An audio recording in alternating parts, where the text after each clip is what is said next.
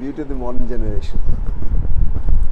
হ্যাঁ, যখন গোবিন্দ নাম করছে তখন কিন্তু immersed in it, not that যে তখন ব্ল্যাকি, কিন্তু আবার যখন ব্ল্যাকি করছে তখন একটুখানি বাড়াতে হবে এটা, আবার যখন ব্ল্যাকি করছে তখন ম্যাচিং করছে, মানে কোন মেয়েটা দেখবে,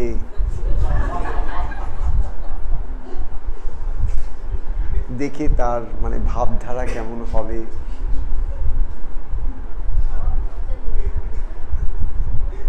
ও মাইতে লজ্জা পাওয়ার কি আছে?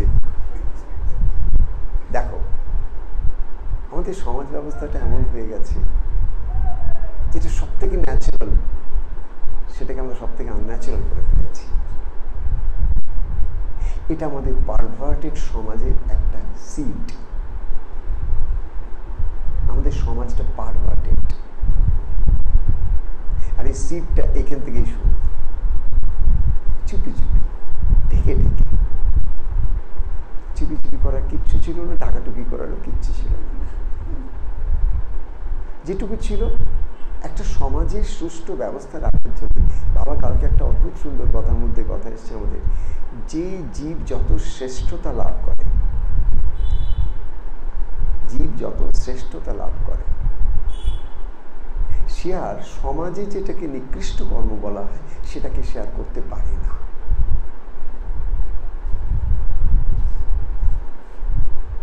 তো অবভিয়াসলি এটা নির্ভর করছে যে আমরা এই সমাজের মধ্যে থাকতে থাকতে একটু একটু করে কিভাবে ইভলভ করছি। উদ্দেশ্যটা কি? উদ্দেশ্য হচ্ছে ইভলিউশন। কেন ডিভলভ করেছি? আমি ছিলাম এক, সুন্দর আনন্দে মশগুল হয়েছিলাম, দুই বহু হয়ে নানান রকম যন্ত্রণার মধ্যে একটা দিন। তো আমাকে তো আবার সেই একটু একটু করে এই এতগুলো প্রতীতি হচ্ছে, তার থেকে একটু একটু করে দ্বৈত প্রতীতি গিয়ে তারপরে তো অদ্বৈতময় যেতেই হবে। আজ নয় কাল অদ্বৈতে তো আমায় স্থিতি লাভ করতেই হবে, ছাড়া তো কোনো উপায় নেই। আমি কতদিন পালিয়ে পালিয়ে থাকবো? কতদিন আমি সত্যকে এরম ভাবে থাকবো? একটা খরগোশ গিয়ে যদি গর্তের মধ্যে মুখ ঢোকায় তাহলে কি আর সবাই দেখতে পায় না তাকে? সত্যকে আমায় ফেস করতেই হবে, এবং এই সত্যকে ফেস করবার জন্য আমাকে তৈরিও হতে হবে। তাই সমাজে ঠাকুর আমাদের, এবং সমাজটা দেখো কিরকম একটা ইভলভিং স্টেজ, কন্টিনিউয়াসলি সমাজও ইভলভ করে যাচ্ছে। সামাজিক রীতি রেওয়াজ নীতি সব কিছু পাল্টে পাল্টে যাচ্ছে। Everything is changing. এই চেঞ্জের সঙ্গে যদি আমি ম্যাচিং করে আমিও যদি এগোতে পারি, তাহলে আমাকে এগেইনস্ট দি কারেন্ট লড়তে হবে না, আমাকে ফর দি কারেন্ট যেতে হবে, কিন্তু not by losing my own conscience. আমার বিবেকটাকে বিসর্জন দিয়ে নয়, আমার বিবেকের গলা টিপে দিয়ে নয়, আমাকে সমাজটাকেও আমাকে কিন্তু রেসপেক্ট করতে হবে। আই ক্যান গো বিয়ন্ড ইট। আজকে মন্দিরের মধ্যে একটা এতদিনের নিয়ম চলে আসছে যে ব্রাহ্মণ পুরোহিত পুজো করবে। কোন কাল থেকে চলে আসছে? আমার গুরুদেবও মেনেছেন, তার গুরুদেবও মেনেছেন, তার গুরুদেবও মেনেছেন। তারা এত মন্দির মঠ প্রতিষ্ঠা করেছেন যারা, এবং প্রত্যেক জায়গায় এই নিয়মটা মেনে গেছেন। এখন আমি যদি বলি না মানব না, এটা করতে পারি, বলতে পারি এটা, কিন্তু নিয়মটা তারা যখন মেনেছেন, যারা ত্রিকালদর্শী তারাও যদি মেনেছেন, তাহলে তারা তো কোথাও না কোথাও একটা এমন কিছু আছে যেটা দেখার চোখ আমার এখনো হয়নি, যেটা বোঝার মতন অবস্থা আমার বুদ্ধি এখনো সেই নির্মলতার জায়গাটায় পৌঁছায়নি। আমরা এই পৃথিবীর মুখে অনেক কিছু দেখি, ভাবি বোধ এইটাই সত্য, পরে দেখি যে না, এটা সত্য নয়, এটা সত্যের একটা অবস্থা মাত্র ছিল। সায়েন্সের জগতে যদি দেখো, তাহলে দেখবি সায়েন্স কন্টিনিউয়াসলি ইভলভিং হয়। একবার করে কাটছে, আবার নতুন করে লিখছে, একবার কাটছে, আবার নতুন করে লিখছে, কন্টিনিউয়াসলি কাটছে আর লিখছে, কাটছে আর লিখছে। আজ থেকে 30 বছর আগে সায়েন্সের যারা সায়েন্টিস্ট ছিলেন তারা যা লিখে গেছেন, আজকে কিছুগুলো সব কাটাকুটি করে সব নতুন লিখেছে। কিছুদিন আগে পর্যন্ত সবাই বিশ্বাস করেছিল যে আমাদের ব্রেনটা একটা সার্টেন টাইম পর্যন্ত সে ডেভেলপ করে, তারপরে ব্যাস ওই পর্যন্তই, তারপর কিছুই হয় না।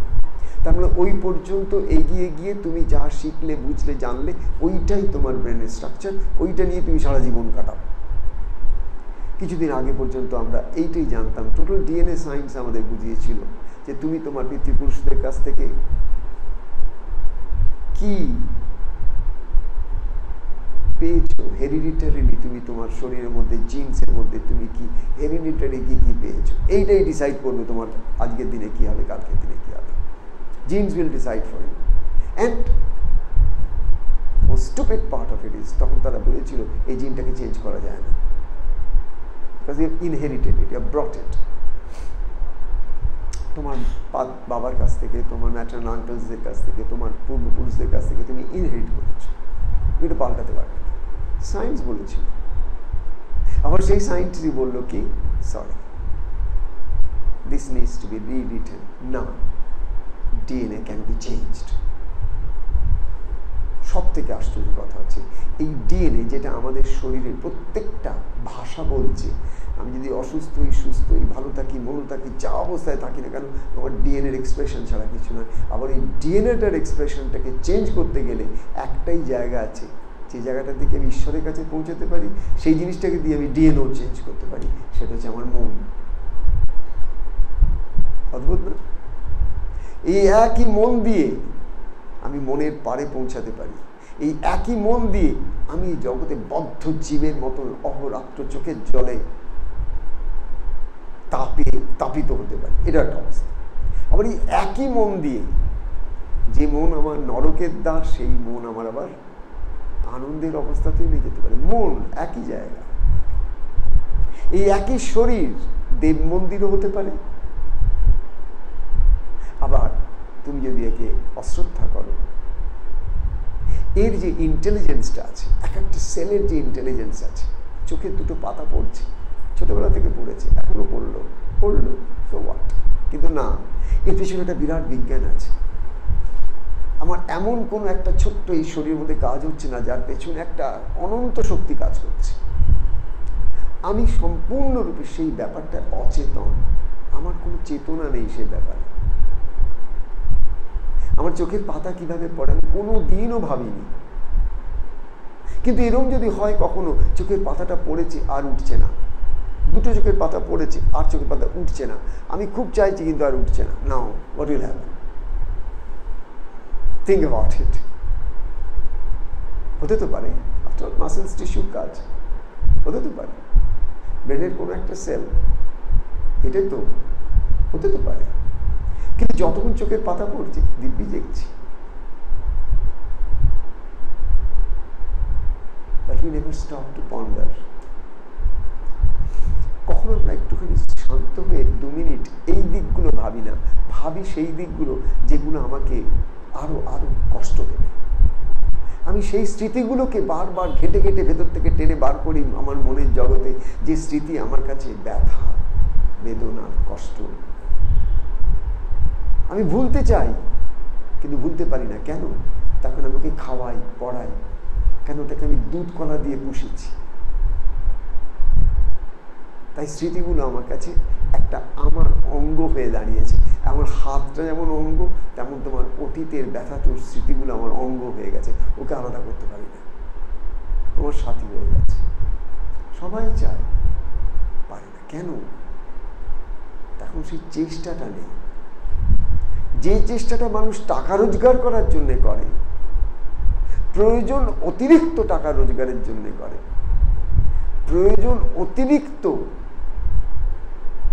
জিনিসপত্র কেনাকাটি করে বাড়িটাকে স্টাফ করতে চায়, সেই প্রয়োজনের, সেই চেষ্টার এক তিলার্ধ যদি মানুষ থামার জন্য করত, থামা, মানুষকে আর কিচ্ছু করতে হবে না, থামা শিখতে হবে। সেখানে দৌড়চ্ছে, তাকে থামা শিখতে হবে। How to stop the mind from continuous distractions. That means how we can be more focused and our attention can be garnered. স্কুলের বাচ্চা যখন স্কুলে এসেছে, ক্লাসে এসেছে, টিচার যখন পড়াচ্ছে, পে অ্যাটেনশন, পে অ্যাটেনশন। কিন্তু যেই ক্লাস থেকে বেরোবে, ওরা পে অ্যাটেনশনের কোনো প্রয়োজন নেই। ওর জগৎটা চেঞ্জ হয়ে গেল। বাড়িতেও মন দিয়ে পড়ো, তার মানে মন দিয়ে কি করো, খালি পড়ো, তারপরে আর মন দেওয়ার কোনো দরকার নেই, এবার যা খুশি করো। তাহলে আমার এই কতটুকু সময় পড়লাম, মন দিয়ে পড়লাম, যেহেতু মা বাবা টিচার সবাই আমাকে বলছে অ্যাটেনশন, মন দিয়ে পড়, তার মানে অ্যাটেনশন, তার মানে সবাই আমাকে শেখাচ্ছে মন দিয়ে কি করে পড়তে হয়। তার মানে অ্যাজ ইফ আমি যেন পৃথিবীতে এসেছি মনটা পড়তে দেওয়ার জন্যে। কিন্তু পড়লেই কি আমি সব জানতে পারবো? পড়লেই কি আমি মানুষ হতে পারবো? পড়ে তো মানুষ অমানুষ হয়েছে, লক্ষ লক্ষ মানুষ পড়াশোনা করে অমানুষ হয়েছে, আর বহু মানুষ আমি দেখেছি পড়াশোনা জানে না, আর কি সুন্দর মানুষ, মানুষের মতন মানুষ, দুটো কথা বললেও সে রিক্সাওয়ালা হতে পারে, মুচি হতে পারে, মানুষের মতন মানুষ, গাড়ির ড্রাইভার তার সঙ্গে কথা বলবো, মানুষের মতন মানুষ, এত সুন্দর কথা। আমি সেদিন তোমাদের গল্প করছি, আমার গাড়িতে দুধ দিয়ে যায়, দুধালা, মানুষের মতন মানুষ। ওর কাছে অত জ্ঞান বিজ্ঞানের খবর নেই, কিন্তু আছে মানবিকতা আছে, ওটা মানুষ, ওর মধ্যে কথা সবকিছুর মধ্যে কোথায় একটা অরিজিনালিটি। ওর ধার করা বিদ্যায় চলছে না, ওর নিজস্ব ব্যাপার আছে।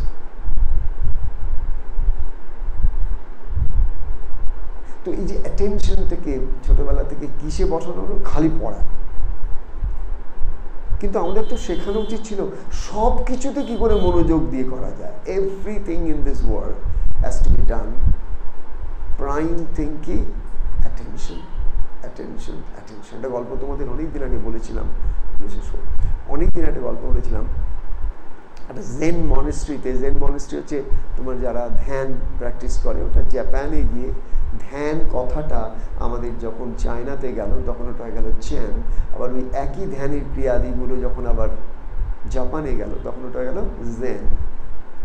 তো এই জেনটা কিছু না ধ্যান, জেনটা কিছু না মেডিটেশন। তো এই জাপানিজ ওই মেডিটেশন টেকনিকটার মধ্যে ওনারা একটা জায়গায় বলছেন কিনা, একটা একটা মনেস্ট্রিতে, এটা এই জেন ফিলসফির একজন কে ছিলেন, তিব্বতে ছিলেন একজন মহিলা নান, সারা জীবন তিনি ধ্যান প্র্যাকটিস করেছেন। তো এবার একটা সময় এসছে উনি দেহ রাখবেন, উনি শরীর ছেড়ে দেবেন। তো ওদের ট্র্যাডিশন, ওরা টিবেটান ট্র্যাডিশন অনুসারে ওনারা যখন এরকম ধরনের কোনো লাইটেন মাস্টার যখন শরীর ছাড়ে, দ্যাটস এ রিচুয়াল। আমাদের যেমন আর পাঁচটা মানে বার্থডে রিচুয়াল হয়, ম্যারেজ অ্যানিভার্সারি হয় বা আর কিছু হয়, ওদের রিচুয়ালটা কি? Now consciously exiting the body. Just imagine how different it is. Consciously live, মানে তুমি যেমন এই ঘরটার থেকে এই বাইরে বেরোবে, এই ঘরটা থেকে বাইরে বেরোবে,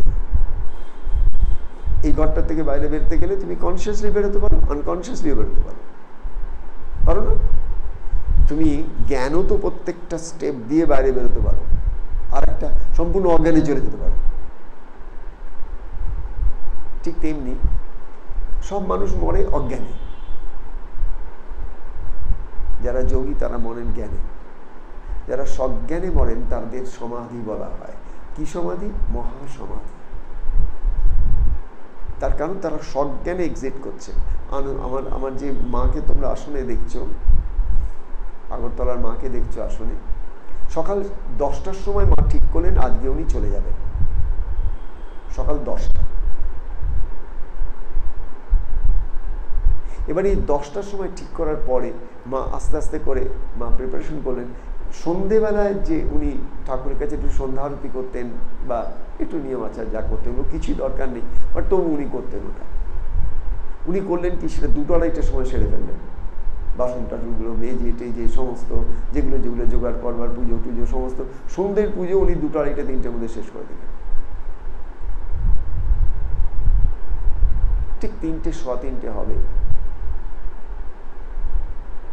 উনি বিছানায় গিয়ে বসলেন, শুলেন কিছুক্ষণ। তো ওনার এক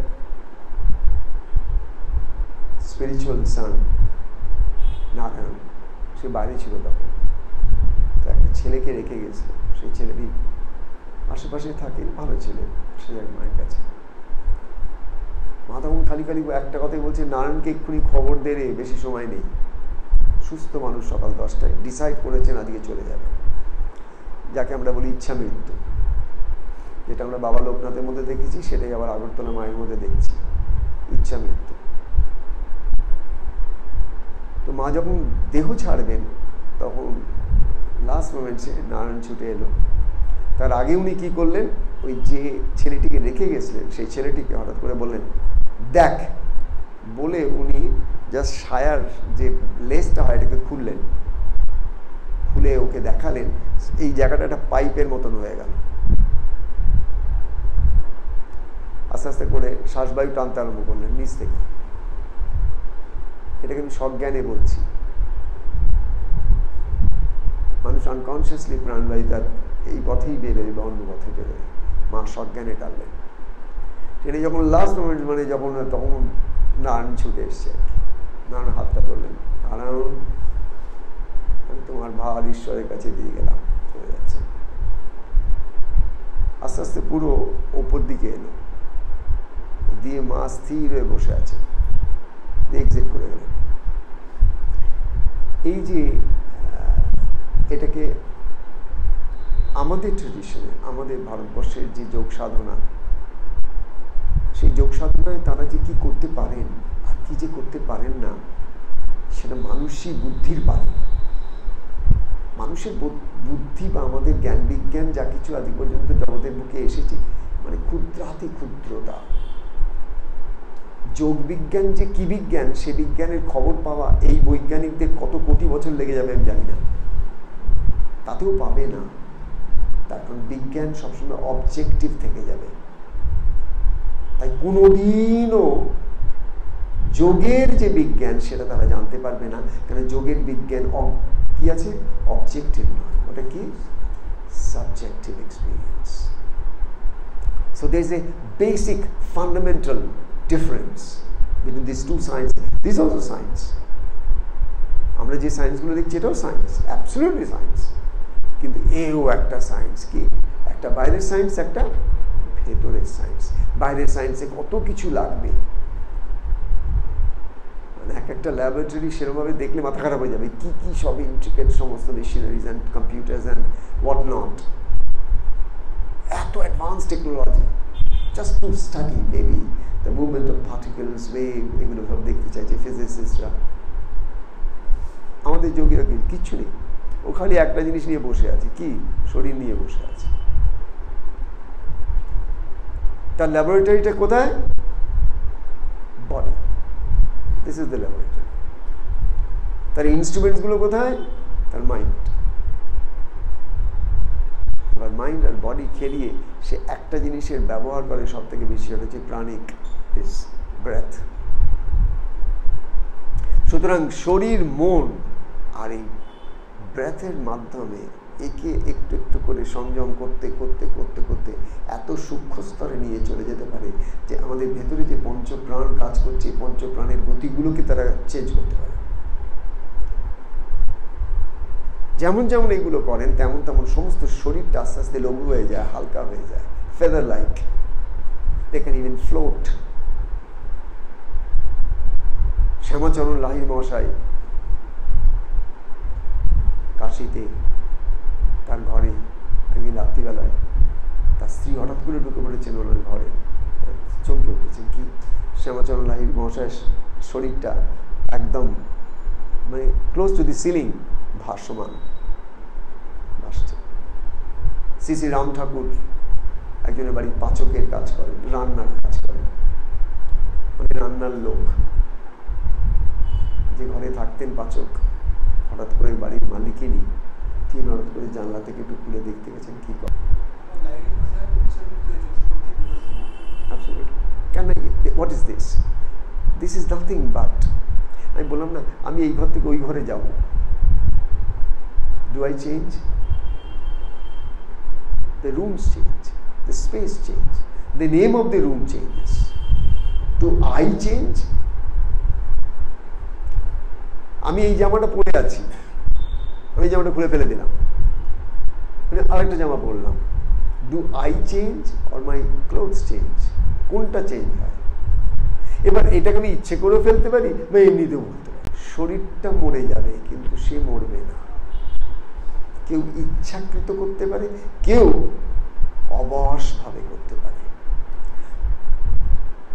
তা আমাদের সবসময় খেয়াল রাখতে হবে, আমাদের এই যে মানব জীবনটা আমরা কাটাচ্ছি না, এটা একেবারে মানে লোয়েস্ট ফর্ম।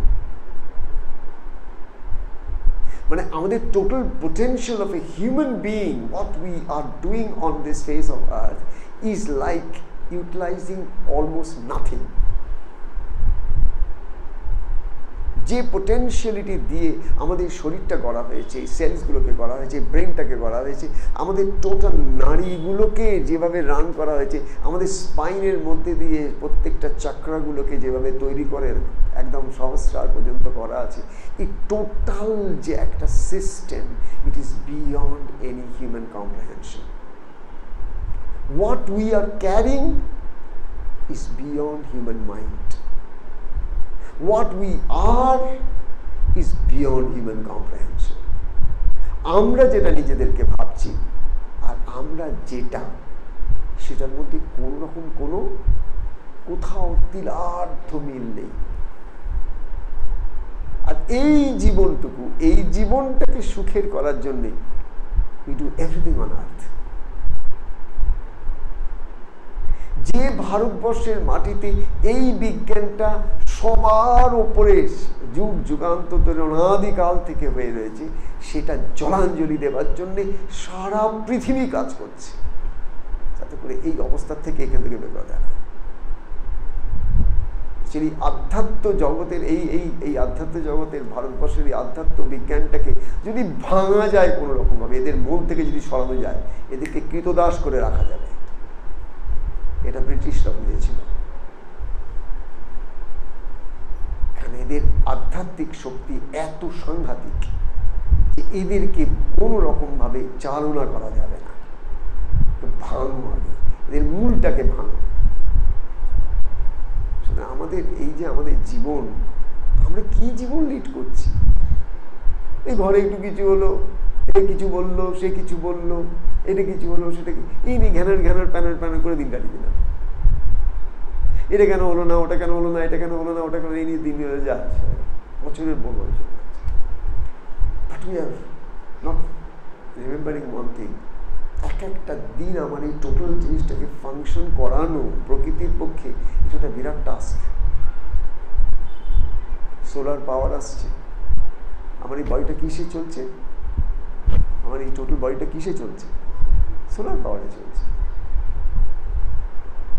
প্রত্যেকটা সেল আমার direct connected to the solar system. আমরা কি ভাবি ওই যে বাড়ির উপর, ছাদের উপর কালো কালো যেগুলো সোলার সেলসগুলো বড়, সেটাই সোলার? এটা তো সোলার। সূর্য না থাকলে কোনো কিছুর অস্তিত্ব আছে আমাদের? আমরা কে বাঁচবো? কজন আমরা আছি? সকালবেলা উঠে সূর্যকে প্রণাম করি। প্রণাম বলতে কি? প্রণাম বলতে gratitude, expressing gratitude for what? যদি কারোর কাছ থেকে কিছু পাই, ন্যূনতম হচ্ছে স্বীকৃতি, এটা তো আমার মনে হয় ন্যূনতম জ্ঞান। আমি যদি কারোর কাছে কিছু পাই, আমি তাকে থ্যাংক ইউ বলি। আমার প্রাণ শক্তি তোমার কাছ থেকে আসছে, আমি তোমাকে থ্যাংক ইউ বলার সময় পেয়ে না, ভীষণ ব্যস্ত, কত কাজ করতে। কিন্তু যার শক্তিতে আমি কাজ করি, তার কাছে কৃতজ্ঞতা প্রকাশ করার মতন সময় খুঁজে পাই না। এরপরেও কিন্তু আমরা বলবো যে আমরা মানুষ, মানুষ কিন্তু হুঁশহীন। ওই যে যিনি দেহ ছাড়ছেন, তিনি স্থির হয়ে বসে আছেন, তো এক শিষ্য এলো, এসে কানে কানে বলছে যে আমরা সবাই অপেক্ষা করছি। ইউজুয়ালি দি ট্র্যাডিশন ইজ, ওনারা চলে যাওয়ার আগে সবার কাছে, টোটাল মানব সমাজের কাছে ওনাদের পার্টিং মেসেজ রেখে যান। প্রত্যেকটা বুদ্ধিস্ট ট্র্যাডিশনই আছে, যারা এনলাইটেন মঙ্কস আর কি, যারা সেই অবস্থায়, তারা যখন দেহ ছেড়ে চলে যাবেন, তারা বসে বসে দেহ ছাড়বেন, আর সবাই চ্যান্ট করবে একসঙ্গে, চতুর্দিকে একসঙ্গে চ্যান্টিং চলবে আর কি, আর তার মধ্যে উনি বসে থাকবেন। বসে থেকে সে এক্সিট করার আগে লাস্ট মোমেন্টসে উনি 2-4টে কথা বলে চলে যাবেন। That's the parting message to the humanity, very powerful. মানে ও সারা জীবনে কি শিখেছে, কি কেউ দিয়ে যেতে চায়। তো এই মাকে জিজ্ঞাসা করা হলো, মা বলো তুমি কি বলে যাবে আমাদের সকলকে? চুপ, কোনো কথা নেই। অনেকক্ষণ পরে মুখ খুলে খালি বললেন অ্যাটেনশন। তো যখন বললেন অ্যাটেনশন, তখন উনি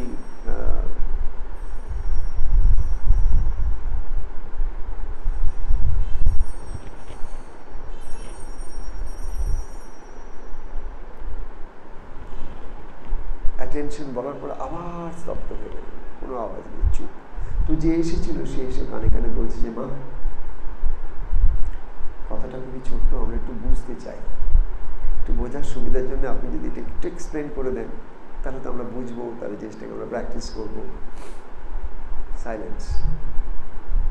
After a long time she opens her mind and she again says attention. তো সেই শিশু সেখানে বসেছিল, অনেকক্ষণ ধৈর্যদের কথা আবার এসে কানে কানে বলছে মা, আমরা সবাই অপেক্ষা করছি, একটু যদি দুটো কথা বলে এটাকে এক্সপ্লেন করেন যে অ্যাটেনশন। আবার দ্বিতীয়বারও বললেন অ্যাটেনশন কি, মানে এর স্পিরিচুয়াল সিগনিফিকেন্সটা কি? If you just explain it in few words. Silence. Again there was a longer silence, and after that finally she opens her mouth and again says attention and dies. The last part was একই কথা, attention, attention, attention. Last word attention বলে, that is the parting message to the world. আমার মা বাবা ছোটবেলায়, তোমার মা বাবা ছোটবেলায় অ্যাটেনশন শেখায়, পর আর কিছুতে নয়। কিন্তু ওই মা আমাদের যেটা শেখালেন 3 বার বললেন। কেন? কনফার্ম করে দিলেন তোমার লাইফের প্রত্যেকটি ফ্যাসেটে, প্রত্যেকটি মোমেন্টে তুমি যদি অ্যাটেনশনকে তৈরি করতে না পারো, you will miss many things in this world. Everything in this world needs your attention. Deeper your attention, subtler your knowledge. যে বিষয়ে তোমার অ্যাটেনশন যত গভীর, সেই বিষয়ের জ্ঞান তোমার কাছে তত সূক্ষ্ম। যে বিষয়ের জ্ঞান যত সূক্ষ্ম, সেই সূক্ষ্ম জগতের খবর তোমার কাছে সহজ হয়ে এসেছে। Obviously, তোমার understanding and perception about life is deeper than the normal human beings who are around you. একমাত্র স্পিরিচুয়ালিটি এটা দিতে পারে, আর কেউ দিতে পারবে না। We need spirituality not for anything else but to be alive. মরে আছি বাঁচার জন্য। আর সমস্ত কিছু materialistic efforts, endeavors and everything that is being done in this world, দেখবি মানুষগুলো সব ঘুরে বেড়াচ্ছে না, মরে ঘুরে বেড়াচ্ছে, কেউ জীবিত নয়।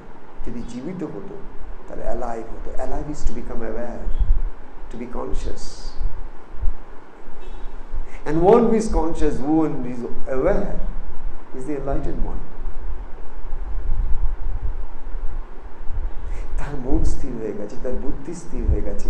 যার মন স্থির, যার বুদ্ধি স্থির, তার দর্শনও স্থির। সে আলাদা আলাদা করে না, ভেদ টানে না, ডিসক্রিমিনেট করে না, কাউকে ছোট কাউকে বড় দেখে না, করে না। এমন কোনো কথা ব্যবহার করে না যে কথাটা ওয়েস্ট। এমন কিছু করে না যেটা তাকে বাঁধবে, তেমনই করে যেটা তাকে আনন্দের স্বাদ দেবে। প্রত্যেকটা জিনিসের মধ্যে দেখতে পাচ্ছ আমাদের জীবনের সঙ্গে একটা যোগীর জীবনের তফাৎটা কোথায়? করেছে কি লোকটা? একটা নেংটি পরে চুপ করে আকাশের তলায় বসে আছে, পাগল। আরে বিজনেস কর, কিছু ইন্ডাস্ট্রি তৈরি কর, আদানির মতন হ, তবে তো দেখি তুই কিছু করে গেলি জগতে।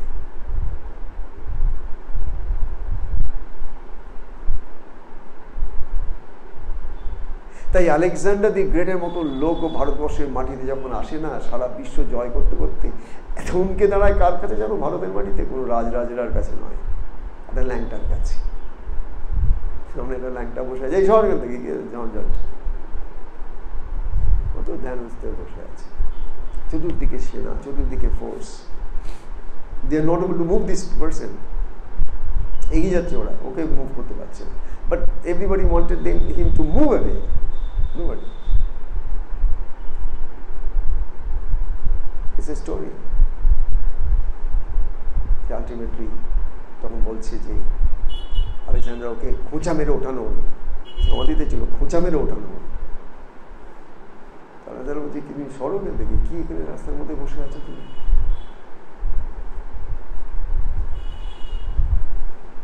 তখন বলছি তোমরা চলে যাও না, অসুবিধা কি আছে? বলছি না এখানে যুদ্ধ হবে, কিছুক্ষণ পড়বে, এক্ষুনি চতুর্দিক থেকে যুদ্ধক্ষেত্র, এটা তুমি এখানে বসে আছো, এ তো এখানে যে এক্ষুনি তো মরবে তুমি। মরবো? What do you mean by that? বুঝলি তার মানে যুদ্ধক্ষেত্র এটা, এখানে দেখবে কেউ তোমার তলোয়ার দিয়ে মেরে দেবে, কেউ খোঁচা দিয়ে মেরে দেবে, কেউ তোমার ঘোড়া ওপর থেকে এসে চলে যাবে, কিছু না কিছু মরে যাবে। হাসছে, বলছে যে তোমরা তোমাদের কাজ করো, আমার যখন সময় হবে তার আগে আমি বলবো না। আমি যা আছি ভালো আছি, আমার এই সময় মৃত্যু নেই, তুমি তোমার কাজ করো। তখন আলেকজান্ডার নাকি খুব অবাক হয়ে গিয়ে ভাবছিল তো কি কথা বলছো। আর সব থেকে অবাক লেগেছে ওর, যেখানেই দেখে মানুষের মধ্যে মৃত্যু ভয় দেখে, যাকে ও কনফ্রন্ট করে তার মধ্যে মৃত্যু ভয় দেখে। This is one person in the world যার কোনো চোখে মুখে কোনো মৃত্যু ভয় নেই, absolutely as relaxed as anybody could be. যে তোমার মৃত্যুতে ভয় নেই? হা হা হা, মৃত্যুই নেই তো মৃত্যুতে ভয় করবো কি? এটা অলিক হর্ষের ডিম্ব, মৃত্যু তো হর্ষের ডিম্ব, ঘোড়া আবার ডিম পাড়ে নাকি?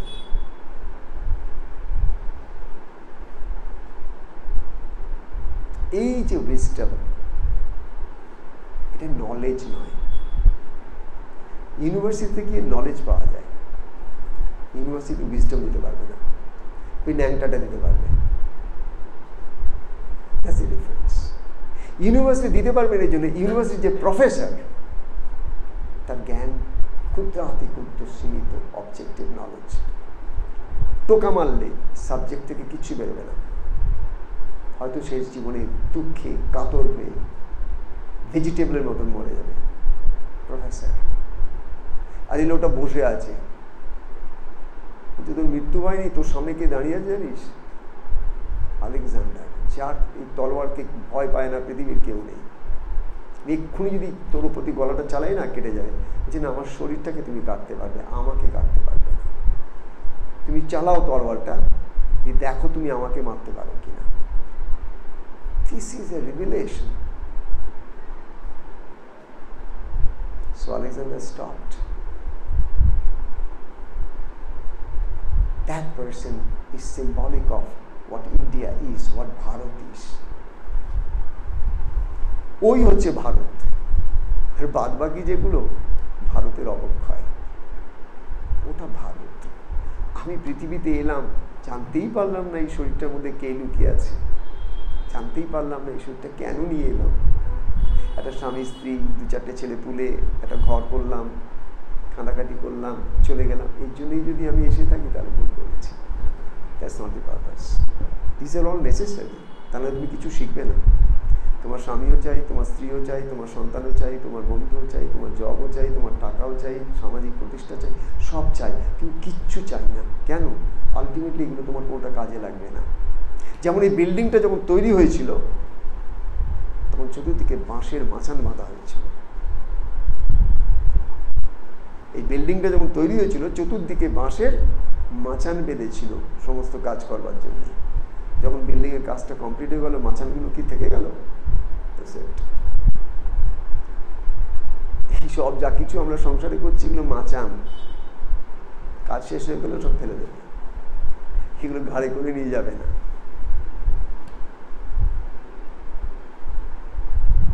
এরপরে বলবে আমরা বেঁচে আছি। কার এত সাহস হবে? we are living dead, if we are frank about it.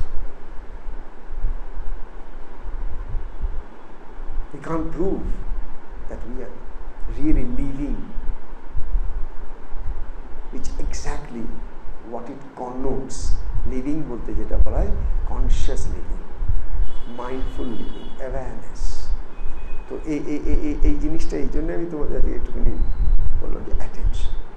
তাহলে আজকের মধ্যে ক্যারি ব্যাকটা কী হলো, যে আমি জীবনে ছোটো ছোটো যা কাজ করবো সারাদিনের মধ্যে এমন করে করব গতকালের থেকে একটু বেটার হবে। কিসের মাধ্যমে? I'll become more focused. Any daily rituals, anything that I do every day, nothing to do with God, nothing to do with your Thakur Puja. Every tiny little bits and pieces of your day-to-day work, chores, এটাকে আমাকে দেখতে হবে যে আমি জেগে করতে পারি না ঘুমিয়ে করতে পারি। ঘুমিয়ে হচ্ছে আমার ওল্ড প্যাটার্ন, জেগে করা হচ্ছে নিউ প্যাটার্ন তৈরি করার চেষ্টা। এই নিউ প্যাটার্ন তৈরি করার চেষ্টাটাকে সাধনা বলা হয়। ওল্ড প্যাটার্নটাকে বলা হয় কি, ওই একটা চলছে, repeating the past. The more we repeat the past, the more habitual we become on that particular thing. So এইভাবে যদি আমরা নিজেদেরকে একটু একটু করে তৈরি করতে পারি, ঠিক আছে? Attention, attention, attention. Begins with attention, ends with attention. This is the message that the mother gave to us, because she lived that. She practiced it day and night. তার কাছে অ্যাটেনশন বলতে কি, আর সাধারণ মানুষের কাছে অ্যাটেনশন বলতে কি, জমিন আসমানের ফারাক, ঠিক না? জয় বাবা লোকনাথ, জয় বাবা লোকনাথ, জয় বাবা।